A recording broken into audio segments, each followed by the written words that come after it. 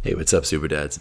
So I'm here today with one of the first workouts that I've done, dog crap style. Now, if you're not familiar with dog crap, I did produce a video about it a couple days ago. It's a style of training that's pretty well known in the bodybuilding and sort of strength communities from a couple decades ago, I guess is when it first came out. But it employs a few kind of unique, not necessarily unique, but less well-known modalities of exercise, things like rest pause sets, things like loaded stretching, these sorts of styles. But it's pretty similar to high intensity training in a lot of ways. Very low volume compared to a typical bodybuilding approach. And there's a focus on compound movements, these sorts of things. So you can see in this video, I'm going to have one of my workouts from the dog crap approach, or high intensity crap. So I made some tweaks to align it a little bit more directly with high intensity training principles, particularly keeping things focusing on safety, these sorts of things. But if you're interested in getting into this sort of training, it's so far, I'm just starting with it, but I'm enjoying the workouts. They're going pretty well. And why would you want to do something like this if you're happy with your routine already? Well, it's always good to change things up every once in a while, just to keep things fresh, to keep yourself motivated, give yourself something to pursue. And that's definitely one of the advantages here. Now, you could do it with machines, you could do it with that kind of stuff, but it also lends itself well to compound lifts. I'm using things like barbell squats and deadlifts, overhead presses, things that I haven't really been training that much as part of a more standard high intensity training approach. But if it's something like you'd like to get stronger, you'd like to have bigger numbers for whatever reason when it comes to your back squat and your deadlift and these sorts of things, it's a way to increase your strength in those sorts of lifts and those movement patterns without a lot of the risk that's involved in taking a straight power lifting or even a power building style approach that's going to require a lot more volume, a lot more repetitions. So you'll see what I'm talking about as I go through this. Watch it. And another nice thing about it, I trimmed out a lot of the excess, the weight changing, a few other things that happened during this workout. But even with all of the weight training, the warm up, the taking the weights off at the end, this whole workout clocked in at 30 minutes. Clocked in at 30 minutes total. The video that I'll show you is about 20 minutes of workout, so that's with all of the fat trimmed out. Now, another thing you'll probably notice is that I am literally doing this workout in the middle of a blizzard. There was a blizzard going on. There was snow flying everywhere. The wind was whipping all over the place. And I live on the 13th floor of an apartment building. And so, that also adds to the wind chill and just being higher elevation, all that kind of stuff. So that's going to be a complicating factor here, but I try to keep it from messing up my workout. I still get in a good training session. So I'll talk you through it, and I'll be back at the end with a couple of remarks about how I'm pulling up the day after. All right, everybody. So you can see me setting up here. I'm going to start with dips. Now, the main working sets will be weighted dips. But, as a warm-up, I'm just going to pump out a couple here. You can see the snow flying in there. So I'm doing a minor warm-up here. One or two sets that I put in there just to get the joints going a little bit. I would probably normally do this, but it's extra important when it's snowing and super cold out. Focusing on control there, not allowing myself to lock out at the top for any appreciable length of time, even for a second or two. And then for adding weight to them, I'm going to use just a sort of webbing or a strap that you can get from basically, any home center or anything like that. I think I got mine from when I was a whitewater rafting guide. We used to use it to tie boats together and stuff like that. And it has served me well. It's a very useful and unobtrusive, innocuous piece of kit to have around. So I got a 16 kilogram kettlebell there. I think kettlebells work out really well for adding weight to these sorts of things because they'll stay stationary, whereas plates are hard to prop up and they can, they're a bit annoying. Whereas a kettlebell, it's very centered and it doesn't take up as much space. Okay, So you can see me doing here, not resting at the top, controlled reps. I wouldn't normally add weight to dips because I think if you do them slowly and really accentuate the stretch at the bottom, they are very tough. And I mean, I weigh, 96 kilograms, probably 97 or 8 with all the clothes I have on here. So that's quite a bit of weight to be moving around with dips. But the nature of this program is that you're shooting for between 6 and 12 reps on most of the major exercises for the first set. And then you're going to try to get between 11 and 15, I think, is the target for the dips here, total. So what that means is you're then throwing in what you just saw there, which is a rest pause. So I did a set until failure, and I took about 10 seconds, 12 seconds, just enough time to log my first number in and take a couple breaths. And then I did a few more, and I think I got about 3 or 4 on that second one before I hit failure. So I'm going to put that number in, and then basically as soon as I'm done, I'll take another second or two, and then I'll jump right back in. And this is pretty unique to the dog crap approach to training, is these rest pause sets for basically all of the major lifts. And the goal is to get a cumulative number, to make your cumulative number go up. So here, that's definitely failure, pushed all the way to failure there, right? Now, I'm going to add this negative at the end here, a very slow, controlled negative. This is my tweak. This is why I'm calling it high-intensity crap instead of just standard dog crap training. So I put a slow negative at the end, and then a loaded stretch here. So I'm really stretching the muscles of the chest while keeping tension in them. So this is called loaded stretching. It can be called extreme stretching, tension stretching. Really what it is, though, is putting the muscle in an elongated position and then doing an overcoming isometric in that position.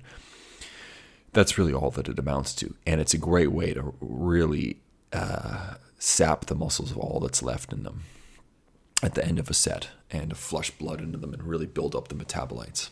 Okay, so after the dips, we're going to move into overhead presses. I skipped the changeover there. As I said, I'm trimming out the fat so that you don't have to watch me switch plates on and off and that kind of stuff. Now, I very rarely overhead press. This is not something I'm typically do, and I certainly don't normally do it after dips. If I'm going to do it, I do it at the beginning because it's such a demanding exercise. But this is how the program is structured. You hit chests first, then shoulders after that. So that's the way I'm gonna do it. So with the rest pause sets, you're going to try to get that cumulative number to go up each time that you train. So you get 8, let's say, and then you get 3, and then you get 2. Well, that's 13 total. So the next time your total, you would want it to push it up by at least 1. Okay, now what you see me doing here is an isometric overhead press against the wall, because going from the bar to 50 kilograms is too big of a jump.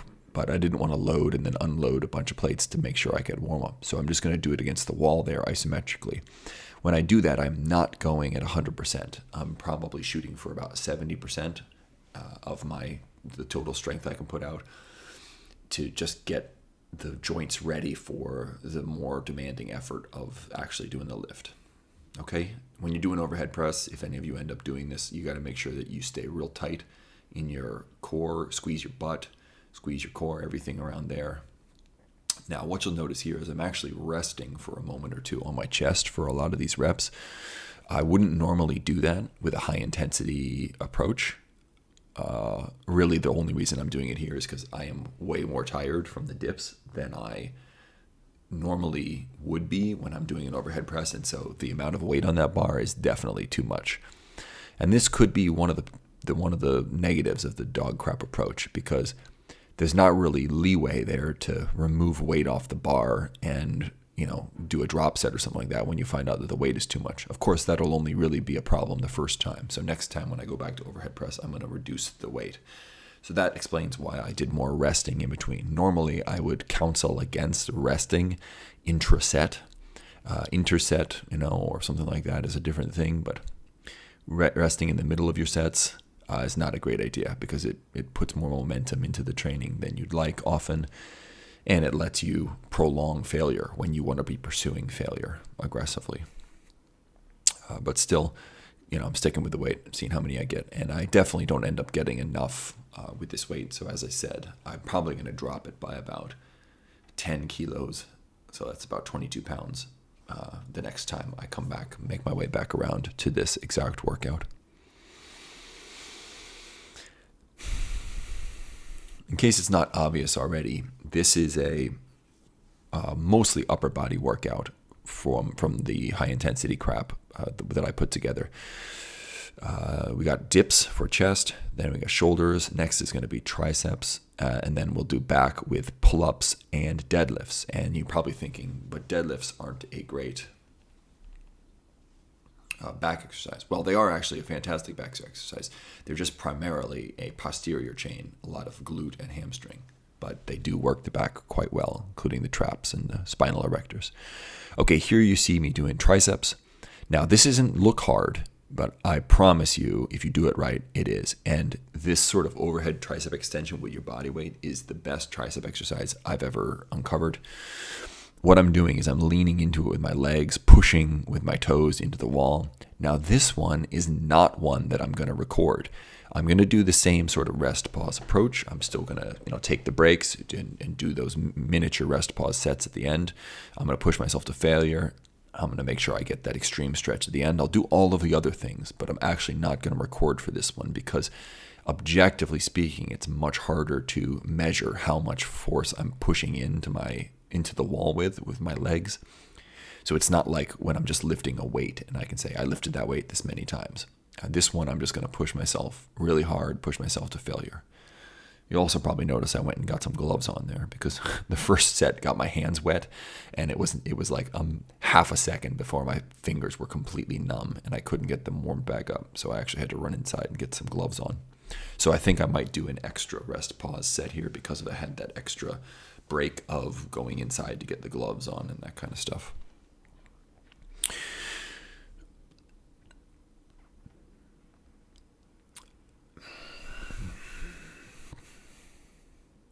So just because I'm not able to record these the same way that I do the other exercises in this workout, doesn't mean that I'm not still, going to be making progress. In general, my approach to these sorts of like a single joint exercise, an isolation exercise like this is that I wouldn't record them, and I wouldn't worry too much about progressively overloading them because they're often following on. I mean, I just did overhead presses and dips, both of which are going to completely fry my triceps, assuming I push them to failure, which I did in each of the sets that I did there.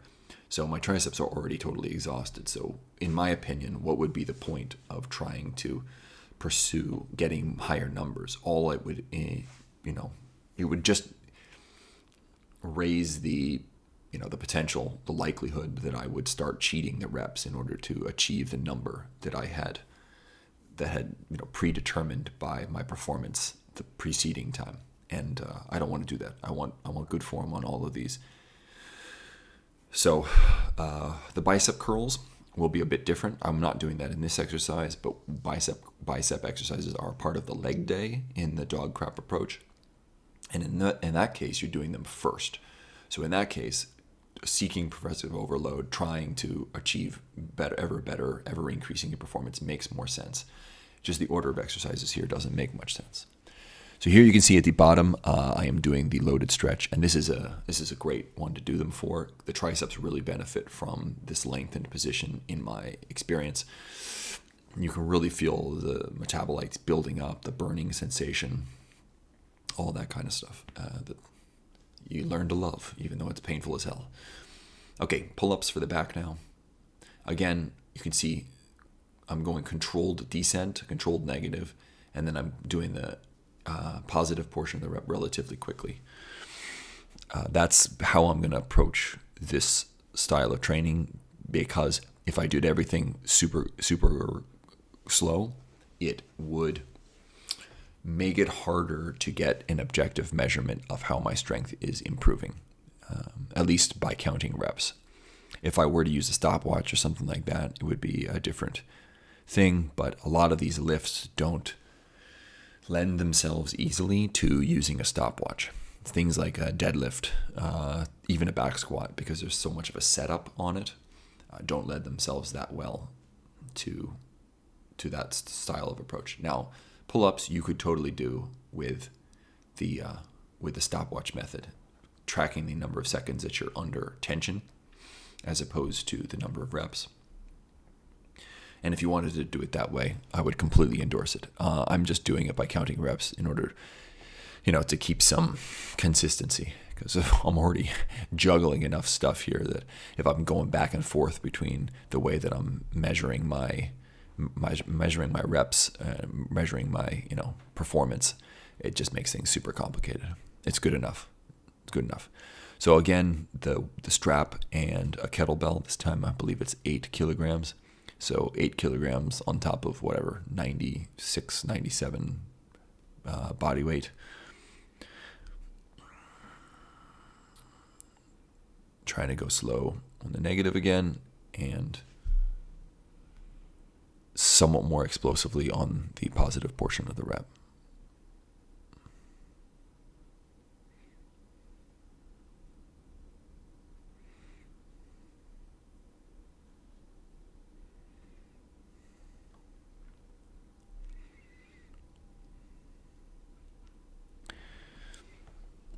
Making sure I push each set to complete failure there.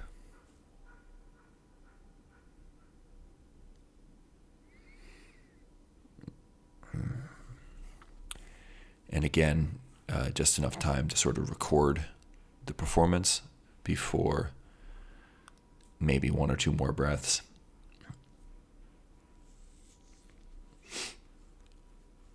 Before we jump right back into it.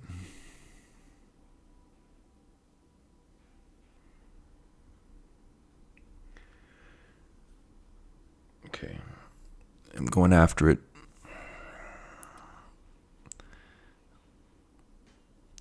And trying to inroad at least for a few seconds at the end of each of the sets that I do there. It's not easy, especially after the other work that's already been done here.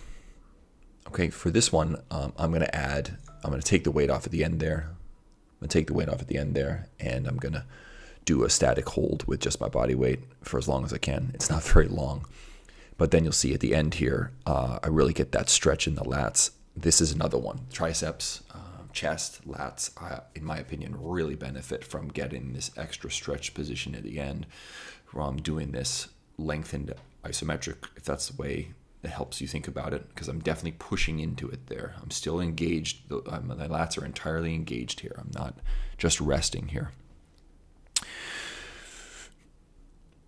Okay, and we move on to the last one, which is the deadlift. So I'm going to do a couple warm-up sets here, real light warm-up sets. It has been a long time. Boy, it's probably been 1.5 years or so since I have deadlifted with a straight bar. I just took a long break from it when I got into the high-intensity style of training. So I'm making sure I'm repatterning, and it's feeling all right. Now you'll notice a couple things. One, my working weight for this set is going to be really not much. I think it ends up being something like 90 kilograms or something like that, which is, a pittance for a deadlift, especially with someone my size. But keep in mind that, my lats and my back are already highly fatigued. And as much as a deadlift is a glute and hamstring exercise primarily, it also relies heavily on mid-back strength to be able to do it. And if you disagree with me, then I challenge you to do sets of pull-ups before you do your deadlift and see if you can deadlift the same amount. I'm focusing here on control, I'm not lowering it super slow, but I'm lowering it under control, just the briefest of little touches on the ground before I'm going back into the lift. So that way I'm not resting intraset any more than is necessary.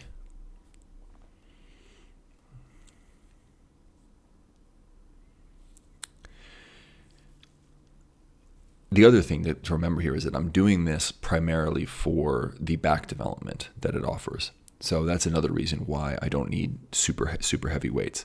My back is going to fail before my glutes and my hamstrings do here. And that's totally fine. Now, am I going to be getting some benefit to my glutes and hamstrings? Undoubtedly so, even from a weight that's sort of this light. But also, if you've never done the sort of touch and go, almost like a rowing machine style of deadlifts, as opposed to setting it down and sort of breathing and preparing for the next one, sort of a higher rep or medium reps version of deadlifts like this are very exhausting. So this is what the deadlifts are going to look like. Now for this one, we're doing straight steps. We're not doing rest pause. So what you'll see is I take a good minute here, write it in, take a few seconds to warm up my hands because they're totally frozen here, and I don't want them so numb that I'm going to drop the bar or something like that. So in the dog crap approach, and I'm keeping this in my high intensity crap approach, the barbell squats, the quad exercise, which tends to be barbell squats, something like that, and the mid back exercise, which can be some sort of row, bent over row, or in this case like a deadlift. Those are done straight sets, 1 to 2 straight sets. And I'm just going to do 2 here. For the quad exercises, they actually also provide the option of doing 1 to 2 straight sets of something like 12 to, 8 to 12 maybe? 6 to 12. 6 to 12 is the target for each of those straight sets. And you're trying to push to failure each of those times, right? Or at least 1 rep shy of failure. So like, as in, if I were to do another rep, that rep would be the one on which I would fail.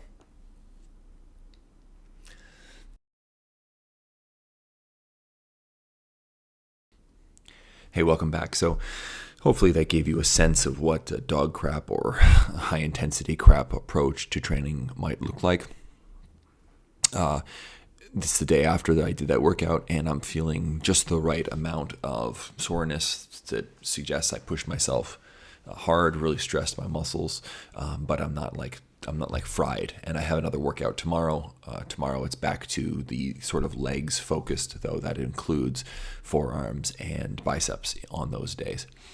But it's been a long time since I did deadlift, and my spinal erectors, my lower back feels like a little bit sore, but not in a bad way, in the kind of way where I can tell it's getting stronger. So that's great, because I've suffered with back pain for quite a while from doing too many deadlifts, that kind of stuff.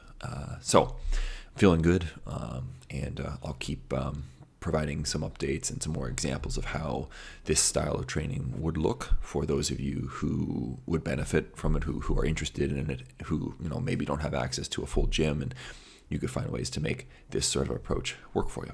Okay, thanks so much for listening.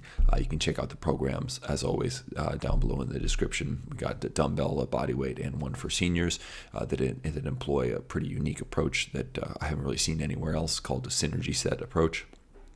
And they cover all sorts of stuff, including nutrition and all the other elements that you might want for body composition change, that kind of stuff. Also, if you're interested, the Facebook group, and there's a free program down there as well. And I'll leave it there for today. Thank you so much for checking me out, and I'll see you next time. Thanks.